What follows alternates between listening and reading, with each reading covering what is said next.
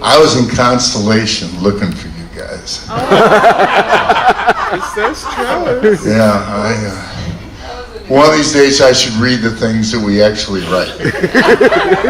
Anyway, welcome. We're going to talk about our newest jazz cruise program, Blue Note at Sea, which we just completed of the third sailing. We've got three different jazz cruise programs. Smooth. You guys know exactly what that is. You're on it. You got it nailed. You know what kind of music it is. You know what we do. We do a program called the Jazz Cruise. We've only been doing that for now 20 years, okay? And that I define as jazz how it's always been played. They play tunes that people know, the standards, songs from the 30s, the 40s, the 50s. We're talking Duke Ellington, Count Basie, Cole Porter. Coltrane? No. Okay. No, Coltrane would not be on the Jazz Cruise. It's even, I'm gonna let Marcus define it just a little further, but no, that's a different era. We go to bebop and that's about where it stops, okay? We have a big band, okay? But these are tunes that you know. They are not original compositions for the most part. Very, very, very few performers perform original compositions. And we used to say that it was traditional jazz, but that's actually New Orleans jazz. So it is straight ahead jazz, okay? So if this is the Jazz Cruise and this is the Smooth Jazz Cruise, everything in the middle is up for grabs for Blue Note at Sea. And to really be quite frank, we're still defining it. We are still fine-tuning it, okay? There's an awful lot of music in the middle. So what we've done, and this is a project that Marcus and I have been working on for years. Anybody here was on the Playboy Jazz Cruise? Anybody here that was on the North Sea Jazz Cruise? Okay? This Blue Note at Sea is the successor to those cruises. And the only way to identify the cruise, in my mind, is by looking at the lineup, okay? So, the lineup for next year, and we have our 7 headliners. Last week we had probably 80-something jazz musicians when all things were said and done. And Eric Marienthal back here has done an unbelievable job. He is the music director of putting all these things together. But it's Marcus, who can be on any cruise. He was on the Disney cruise a couple of years ago. He can play anywhere, anytime, okay? How many watched him last night with, wasn't that cool? Yeah. I mean, how cool is that? Yep. Which, by the way, answers the question, can Marcus Miller read music? The answer is yes. And the other answer is not happily. Robert Glasper, okay? Modern day piano player, unbelievably cool. Gregory Porter, does anybody in the room not know who Gregory Porter is? Okay. Kamasi Washington, that's even a little bit edgier. Melody Gardot, I've been trying to get her on cruises forever, amazing performer. Some guy named David Sanborn, ever hear of David Sanborn? Nope, I didn't think so. Christian McBride, okay. We're gonna have a whole bunch more, but that's how you define the cruise, okay? I'm now gonna ask Eric and Marcus to come up just to give you their brief views, but from a booking point of view, if you book this cruise soon, you will get the same deal that the people got them last week, which is reserved seat and a special prizes and all that. So now that I botched up the entire definition of jazz, I'm gonna let Marcus take it from here. No, actually Michael did a great job.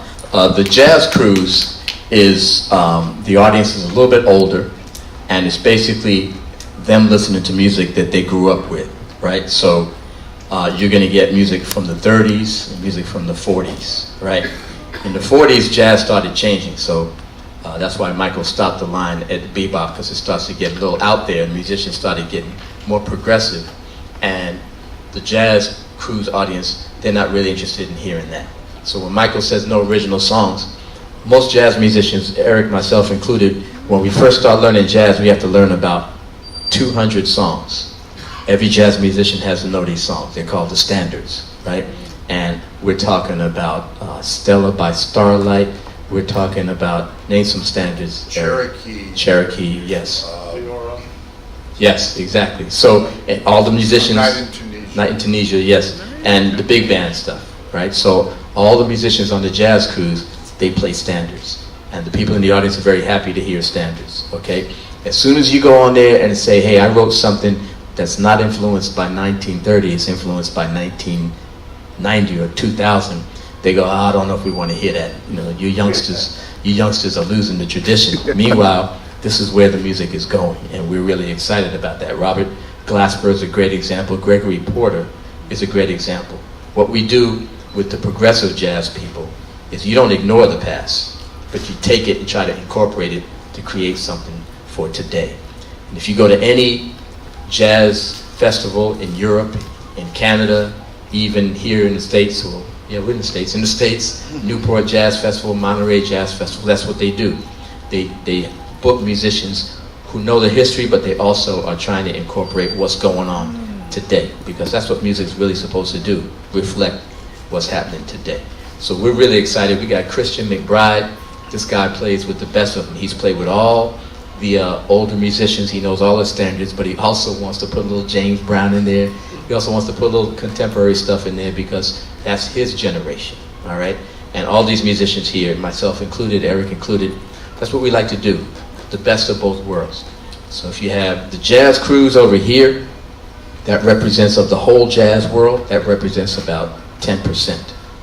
And the real smooth stuff that we're listening here, that represents another 10% on the other side, right? The other 80% of jazz, all these musicians that you hear at Lincoln Center and you hear at all the jazz festivals, they're in that 80% in between, and that's what we'd like to present to you with the Blue Note Cruise, the whole other 80%. So the problem is, how do you define it? Because I just took, how long? 3 minutes to define it. And you know, when you're advertising a cruise, you don't have 3 minutes of people's time to describe a cruise. That's our biggest issue, is trying to describe it quickly, like in an ad or on the radio or something like that.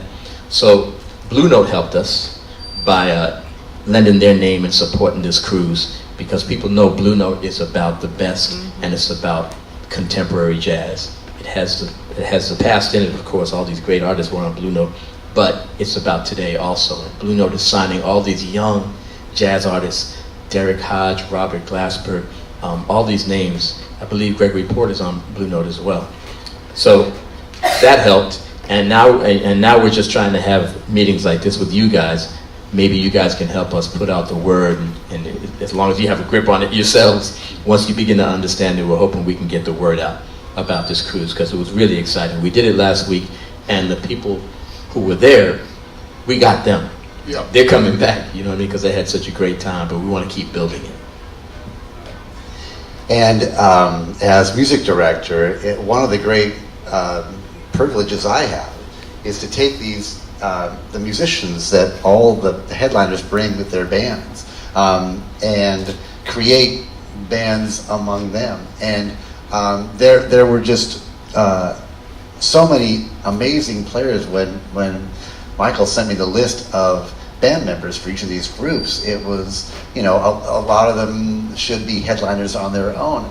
And so we would take, you know, certain people, Wycliffe Gordon or Jeffrey Keezer from David Sanborn's band, you know, Gerald Clayton, and I would call them and say, hey, you know, you're doing the Blue Note Cruise, you think you might want to put a show together on your own? And invariably they say yes. And then, you know, we talk about the various people that were already on the cruise from different bands. And the great thing was that in quite a few of the cases, they'd say, oh, well, Billy Kilson is playing with David Sanborn, but he plays with me too, and I see Ben Williams is in my band too. So yeah, we'd love to do a show.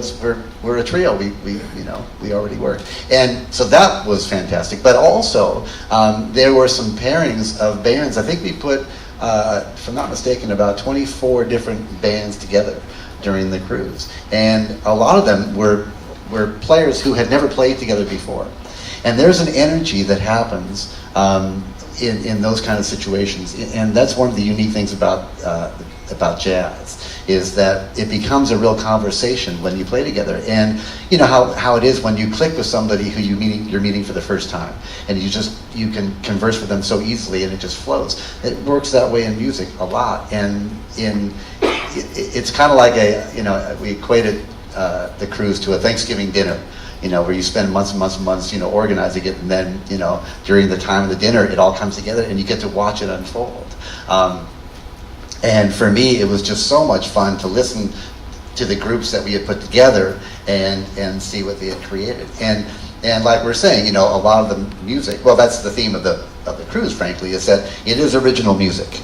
It's things that you may not have heard before, but it creates this excitement, this electricity that is really unique, and it's just fantastic that we have this cruise, the Blue Note at Sea cruise, that is completely different from the jazz cruise, completely different from the smooth jazz cruise, and it just has this fantastic identity that is just wonderful and very unique too. So Michael had a great idea. He said the best way to describe this cruise is just by telling you who's on it, right? So we had Chick Corea, which you guys, Chick Corea. We had Wynton Marsalis, right? He was just here last week. We had Pat Metheny, right? So these aren't obscure names that you've never heard of. And their compositions, although they're new compositions, you will know their compositions because you've been hearing it on the radio whenever you get in your car, because that's what happens. Somebody writes a great tune, whether it's in the 1930s or in 2014, and that tune becomes a standard, something that you recognize. So I don't want you guys to feel like, whoa, this is something that we're not going to understand or we're not going to be able to feel or recognize. No, we're talking about some great musicians. And then we got the chance to have interviews with them. Marcus does such an amazing job of those. They are just absolutely fascinating. And does the name Don Was mean anything to everybody? He's on the ship, okay? When he's not producing the Rolling Stones or something, a mundane like that. And he helps us out. But I want to reemphasize something that Eric said, because for me, this was one of the most exciting things. We don't hire lounge performers who are independent lounge performers. We take all these amazing musicians, young, spectacular musicians, and put them in a hat and roll it out. And so the items that are in the lounges are just exciting, just unbelievably exciting. And it's fun. We have a good vibe, and Marcus is the leader. Who mentioned Coltrane? Yeah. Okay, if you start from Coltrane, which he started doing his thing on his own from 1961. If you go from Coltrane all the way up to today, that's what the Blue Note at Sea cruise encompasses. So we got musicians who are playing like Train in 61. We got people who are playing like funky jazz, like Herbie Hancock in the 70s, and then more of the big band like Lincoln Center stuff that Wynton started in the 80s. We have the whole thing, so it's really comprehensive, and you can really have an amazing time. Like I said, the people last week, they're like, man, this is the best thing I've ever done, And they're so into the music, and they're having so much fun, they can't party as hard as the people in smooth jazz party. That thing was going on till like 3 or 4 in the morning, you know what I mean? They're really, really enjoying listening to the music, so. And there was an incredible variety as well. You had everything from Jazz at Lincoln Center with Wynton Marsalis, which was just incredible, the entire orchestra, to Cecile McLaurin Salvant, who I've got to say, I was familiar with her name and somewhat not nearly as familiar with her music as I should have been, but I sure as heck am now. And she was on stage just with a piano player, Sullivan Fortner, and it was the most mesmerizing thing. And as I'm listening, that was a thing that I took away from the cruise, was that you had everything from those two extremes to Robert Glasper and Branford Marcel. I'm sorry, Terence Blanchard, but there was just such an incredible variety that I woke up every morning, and I felt this from people too. I got this comment a lot from people saying, this is exciting because I'm at it's like going to a different restaurant every night. You don't really know that you've never gone to before.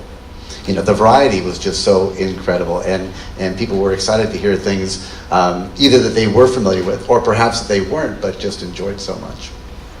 And a couple of housekeeping things.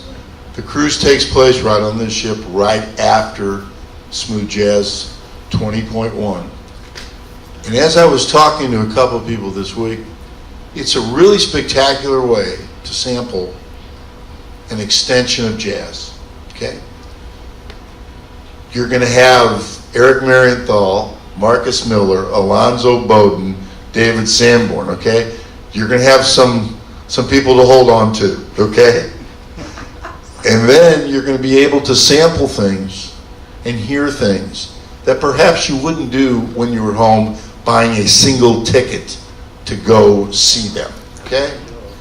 And therefore, it's a tremendous way to expand your palette, to see where things are going. And if there's something that you don't like, you walk out, and there's something going on somewhere else that you will. So a whole lot of people. Last week we had 200 and something folks who went from the jazz cruise to Blue Note, okay? And that was a learning experience for them because they were used to the jazz cruise. That is probably our most restricted music presentation. I mean, that one has rules. And if you break the rules, you're in trouble. They'll be waiting for you outside the theater. Now you know Duke Ellington wouldn't have played it like that. If you don't know the composer of the songs that you're playing, you may be in big trouble. Does anybody know Jeff Hamilton, the drummer? He told me a story that one of our guests came up to him and he evidently dropped his sticks during one thing. And so the guy wanted to know what happened. And he said, what about the other 250,000 notes that I played perfectly? And look, jazz has that component. Some people like it to be a closed club where if you don't know the rules, you can't get in. And I'm really, really against that. You know what I mean? This music's going to continue on, and I believe it needs to continue on because it's like America's most incredible creative invention. And if it's going to continue on, we have to make sure that everybody notices and recognizes and respects the people who are trying to keep the music alive, right? One last piece of housekeeping, and then we'll answer some questions for the few minutes we have. All of your seniority applies. Okay, it's just one big jazz thing. It is run the way that this cruise is run, with two main shows and then other shows. Red and Blue, the jazz cruise is done festival style. It's basically a jazz free for all, and I think those are the only things like that. But we have T-shirt parties. We do not have a pajama party. Okay. We had, and I doubt that will continue. The free drink. We definitely have that. Not the whole week, no. Any questions about anything? Cool. Yes. Yeah, you mentioned that you wanted to get the word out. I've got a video of this, and I'd like to get all three of you's permission to post it on YouTube. That's fine with me. Yeah. Okay, thank you. Yeah. He wants to put what we just did on YouTube. So how we doing? How was our outfits? Are we looking good? All right. Any other questions? Yes, sir. No, I shot So her. I know you mentioned the younger people as in terms of who the artists are, and Right. they're younger in their 40s. Yeah, we're not. We have 20-year-olds. Okay. And we have 30-year-old, 40-year-olds. We have Chick Corea, Right. who would probably rather me not just put his age out there. Right. But you know what I mean? That's the whole thing about the Blue Note. It's just everybody. You know, if you're a great artist, you're in. That's So all. like the Tal Wilkenfelds and the Tal, yeah, we'll have, Tal will have, we had R plus R equals now, which is a Blue Note group that comprises Robert Glasper, Terrace Martin, Derek Hodge, Bobby McFerrin's son, Taylor McFerrin. You know what I mean? And some of them in their 20s, some in their 30s. You know what I mean? And then we'll have Pat Metheny, who's been around for a while. The only requirement is the music, good music. Yes. as young as Joey Alexander, maybe. And if we can get Joey out of school, he asked We about had Joey Joey was on Alexander. the jazz cruise this year. Joey was on the jazz cruise. And in my opinion, that's the right cruise, Okay. okay? I'm gonna introduce Joey to a synthesizer soon.